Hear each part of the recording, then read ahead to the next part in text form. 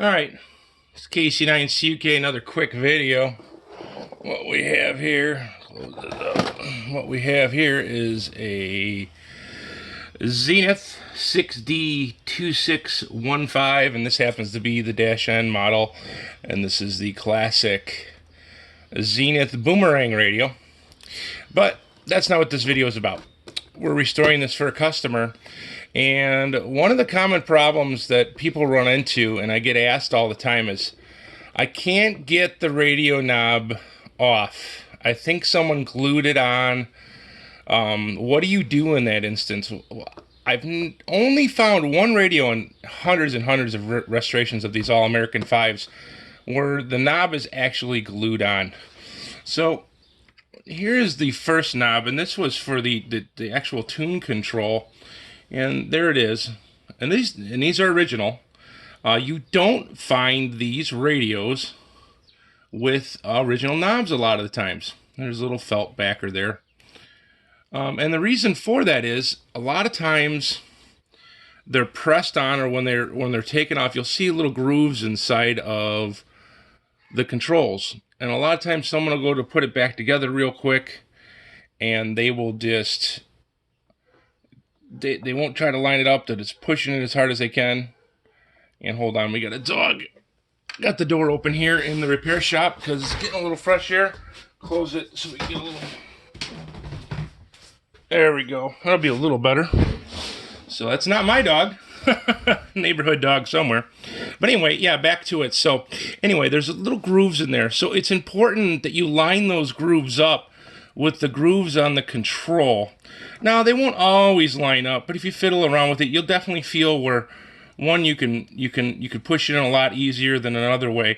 And a lot of times what people will do is, when putting back together a radio, or if a knob falls off, they'll just stick it on there and just jam it in as hard as they can, and they'll eventually get it to go back on. On this particular radio, these knobs were extremely hard to get off.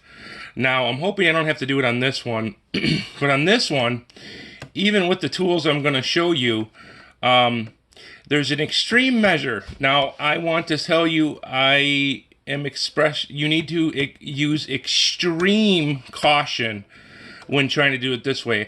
I actually had to heat this one up with a heat gun. And you put the heat gun on low, you keep it away from the radio, you constantly check temperature because you can do damage to this veneer, other plastic close parts. Heat guns get extremely hot. I have a heat gun that has it's a hobby heat gun. It's almost like a pencil, and unfortunately I put it back in its box, but it's very, very narrow, so I like that heat gun, whereas you see like the standard heat gun you see at the hardware store where it looks like a big gun and has a huge nozzle on it and it blows heat everywhere. I like the one where it's very fine, and I actually made a little tip that I stole off of a hot air rework station, which you can also use if you have a really nice hot air rework station. Let me grab one of mine. There we go. So if you got a hot air rework station, you can put the temperature really low and work with that, try to control it. And that's actually probably what I should have used today, but I was being lazy and I already had the heat gun out for some heat shrinking I was doing on some cable.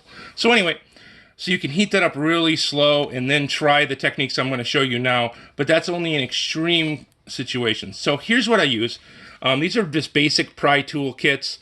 Yeah, usually used in the automotive. This is actually I think this is like a wrench tool out of a diamond antenna, diamond ham radio antenna they give you in the packaging. And you can see this is even bent because I needed it to pry on one side and not on the other on something I was doing.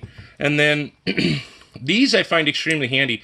You can get these online if you want to, or you can make your own. But they're just little pieces of really cheap mild steel bent at 90 degrees there.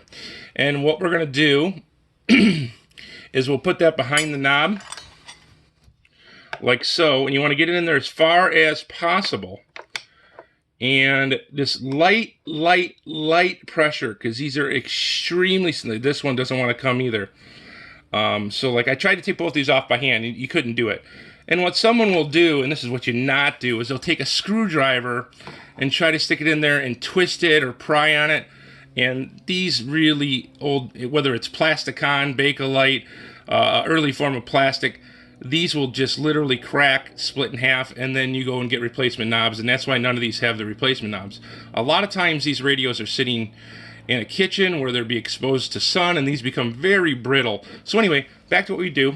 You can either get something like this, which is rather thick, and a lot of times you can't get it behind it. And you'll notice a lot of times these shafts are bent too because people are trying to pry on these. Anyway, get something like this, super simple. Get it behind. These actually came out of, by the way, if you're familiar with these or you've seen, you're like, where did I see those? These are out of a car stereo installation kit. So there's some security keys on the side of the radio that hold the radio in its little bracket, and you stick these in the side of the radio, and it releases the radio to pull it out. So anyway, I have a ton of these. I keep them. So right behind the knob, as far in as possible, okay? And then this gives you a lot of leverage, but closer to the inside of the knob than the outside. And just pry ever so gently. This one is tight. And there, oh. And as you pull the knob out, which you'll see this knob is coming out. There we go. It is coming. This is a good example. These are always so tight. There we go.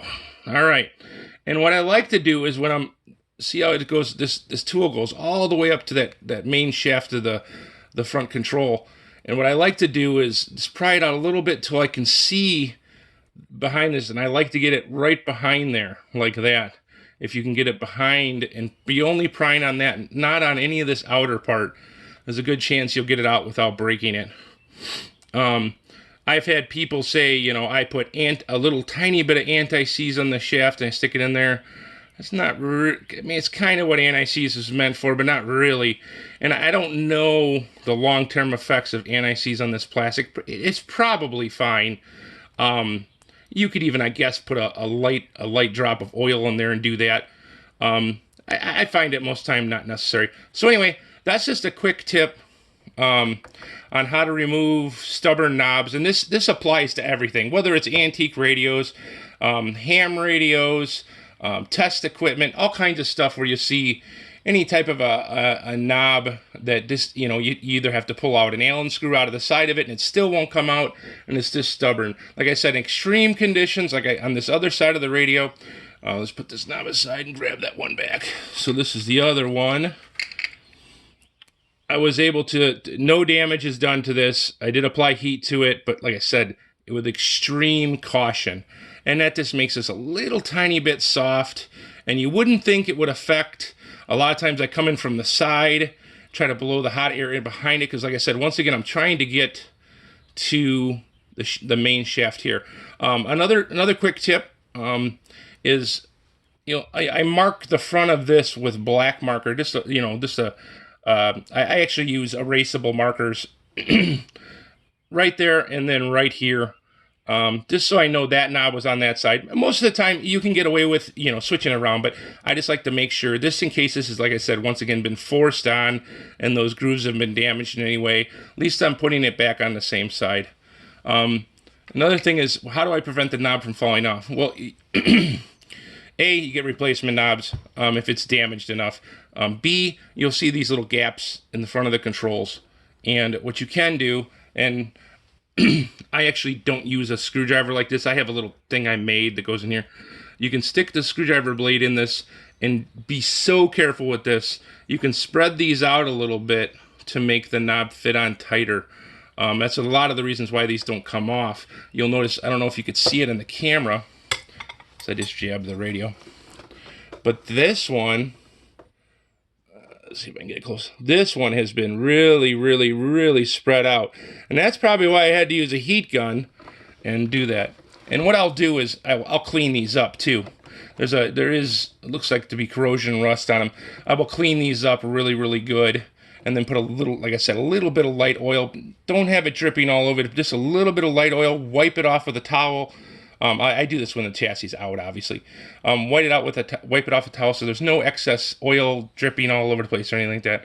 And then you can put the knob back on, and you should be good to go. I hope this helps somebody that is just getting into restoring radios, or as an old radio sitting on the shelf, they're thinking about taking apart. Maybe this will help with a ham radio. Like I said, this applies to any type of knob that gets pressed on with these kind of like shafts.